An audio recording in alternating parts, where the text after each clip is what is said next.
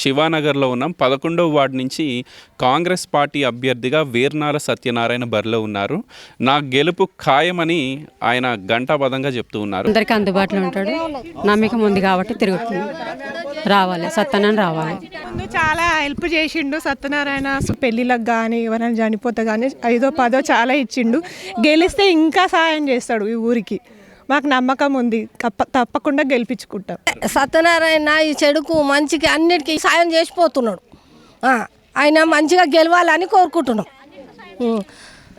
ఎవరైతే అంటే ప్రజలకు అందుబాటులో ఉండి వాళ్ళకు ఆపదల్లో కాపాడుకుంటాడో అలాంటి వ్యక్తిని గెలిపిస్తారని పూర్తి ప్రజలపై నమ్మకం వచ్చింది. 8 సంవత్సరాలు 10 సంవత్సరాల నుంచి పనిచేస్తున్నాను. ప్రజలకు వాళ్ళకు అందుబాటులో ఉంటూ చాలా సమస్యలు ఉంటాయి. చనిపోయినా కానీ, పెళ్లిలో కానీ, ఇతరత్ర యాక్సిడెంట్లో కానీ చాలా సమస్యల మీద నా వంతు కాకుండా ఇతరత్ర స్వచ్ఛంద సంస్థల ద్వారా సేవ చేయడం జరిగింది, అందించడం జరిగింది. ముఖ్యంగా అజర్బాయ్ అన్నట్టు కేవలం ఒక మతం ఒక కులం కాకుండా అన్ని మతాలకు మా దగ్గర కనీసం ఒక 10 కమ్యూనిటీలు ఉంటాయి. అన్ని కుటుంబాలకు కూడా నేను సాయం అందించడం జరిగింది.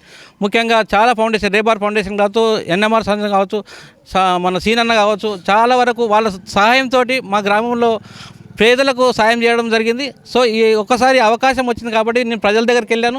నేను వాళ్ళ గుండెల్లో ఉన్నానన్న. నేను వాస్తవంగా ఏంటంటే నాయకత్వం కూడా నాకు ఈ సందర్భంగా వాళ్ళకు ధన్యవాదాలు తెలుపుతున్నాను. సీనన్న, మదన్న గారు, ముఖ్యంగా మైనార్టీ సోదరులకు ప్రత్యేకంగా నేను శిరస్సు వంచి దండం పెడుతున్నాను.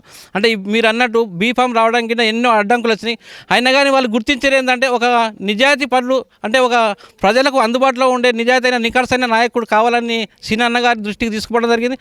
అదేవిధంగా వాళ్ళు స్పందించి ఎటువంటి అడ్డంకులు వచ్చినా కానీ బీఫామ్ ఇవ్వడం ద్వారా మా మైనార్టీ సోదరులకు ఈ సందర్భంగా వాళ్ళకు శిరస్సు వంచి నమస్కారం చేస్తున్నాను.